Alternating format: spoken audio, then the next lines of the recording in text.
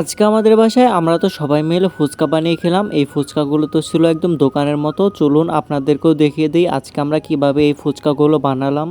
আসসালামু আলাইকুম সবাইকে, আপনারা সবাই কেমন আছেন? এই ফুচকাগুলো বানানোর জন্য তো যা যা প্রয়োজন সবকিছুই তো দোকান থেকে কিনে আনা হয়েছে। এখানে তো ছিল ফুচকার ডাল, লবণ এবং যা যা মশলা লাগে সবকিছুই। চলুন আপনাদেরকে দেখিয়ে দিই। প্রথমেই তো এখানে আমার বোন এই ফুচকার ডালগুলো ভেজিয়ে নিচ্ছিল। এই ফুচকার ডালগুলো ভেজিয়ে না রাখলে কিন্তু সহজে সেদ্ধ হতে চায় না, এর জন্য তো ফুচকার ডালগুলো ভেজে রাখলো। সব থেকে ভালো হয় ডালগুলো যদি সারা রাত ভেজে রাখা হয় তাহলে কিন্তু ভালো হবে। এরপর তো এখানে ডালগুলো রান্না করার জন্য এখানে পেঁয়াজ কুচি এবং সামান্য পরিমাণ আদা রসুন বাটা দিয়ে দিল এবং কিছুটা তেল দিয়ে দিয়েছে, আপনারা চাইলে নাও দিতে পারেন। এরপর এখানে ডালগুলো দিয়েই তো পানি দিয়ে দিল সেদ্ধ হওয়ার জন্য এবং সাথে তো কিছু গুঁড়া মশলাও কিন্তু দিয়ে দিয়েছে। এখানে হলুদের গুঁড়ো, মরিচের গুঁড়ো এবং সামান্য পরিমাণ লবণও তো দিয়ে দিয়েছে। এখানে কিন্তু লবণটা কিন্তু অল্প করেই দিতে হবে, কারণ পরে হচ্ছে এখানে কিন্তু যে মশলাটা ব্যবহার করা হবে সেখানে কিন্তু লবণ থাকবেই। আমাদের হাতে বেশিক্ষণ সময় ছিল না, এর জন্য কিন্তু পরে ডালগুলো প্রেসার কুকার দিয়ে কিন্তু সেদ্ধ করে নেয়। আপনারা চাইলেও কিন্তু এরকম প্রেসার কুকার দিয়ে কিন্তু ডালগুলো সেদ্ধ করে নিতে পারে। এই ডালগুলো সেদ্ধ হতে কিন্তু অনেক সময় লাগে, এর জন্য কিন্তু আগের দিন আপনারা ভিজিয়ে রাখবেন এই ডালগুলো।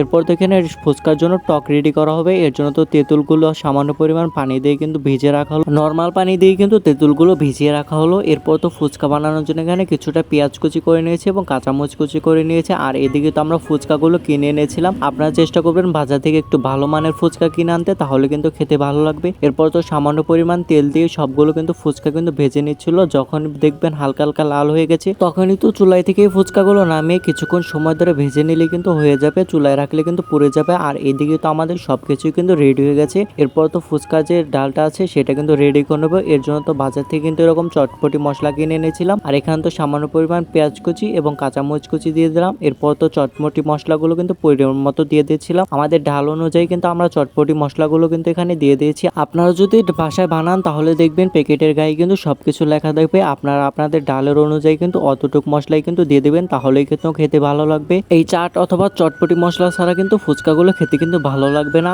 অবশ্যই কিন্তু এটা দিতেই হবে, তাছাড়া কিন্তু ফুচকাগুলো খেতে ভালো লাগবে না। এরপর তো ফুচকাগুলো কিন্তু বানিয়ে নেওয়া হচ্ছিল, এর জন্য তো ফুচকাগুলো একটা একটা করে কিন্তু ভেঙে নিচ্ছিলাম প্রথমে। আর কারণ এরপর তো এখানে সবগুলো ফুচকার ভিতরে কিন্তু ডালগুলো দিয়ে দিব। ডালগুলো দেওয়ার আগে তো কিছুক্ষণ সময় ধরে কিন্তু মিশিয়ে নেওয়া হচ্ছিল, কারণ ফুচকা খেতে ভালো লাগে। তবে যদি বাসায় ফুচকা বানিয়ে খাওয়া যায় সেটা কিন্তু স্বাস্থ্যের জন্য কিন্তু অনেকটাই উপকারী হয়ে যায়, কারণ বাইরের ফুচকাগুলো কিন্তু তেমন স্বাস্থ্যকর থাকে না। এভাবেই যদি বাসায় বসে খুব সহজে ফুচকা বানিয়ে খাওয়া যায়, তাও আবার একদম দোকানের মতো পারফেক্ট স্বাদে, তাহলে আর ক্ষতি কি। এভাবেই কিন্তু আমরা বাসায় বানিয়ে মাঝে মাঝে কিন্তু ফুচকাগুলো খাই, তাই ভাবলাম আপনাদের সাথেও শেয়ার করি। আপনারা চাইলে কিন্তু এভাবে ফুচকাগুলো বানিয়ে খেতে পারেন। এই তো দেখতে দেখতেই কিন্তু ফুচকাগুলোর ভিতরে ডাল দেওয়া শেষ। এরপর তো এখানে পেঁয়াজ কুচি এবং কাঁচামরিচ কুচি দিয়ে দিয়েছিল। এরপর উপর দিয়ে তো সামান্য পরিমাণ চাট মশলাও দিয়ে দিয়েছে। আর এই তো দেখুন ফুচকাগুলো দেখতেও কতটা লোভনীয় লাগছে, আমার তো এখনই খেতে মন চাচ্ছে বয়স দেওয়ার সময়। এরপর এখানে টকগুলো দিয়ে দিচ্ছি। এই টকটা তৈরি করা হচ্ছে লেবুর রস, চটকে রাখা তেঁতুল এবং সামান্য পরিমাণ চাট মশলা দিয়ে তো এই টকটা তৈরি করা হয়েছে। এতেই কিন্তু অনেক মজাদার ছিল। তো আজকে ভিডিও এ পর্যন্তই, আল্লাহ হাফেজ।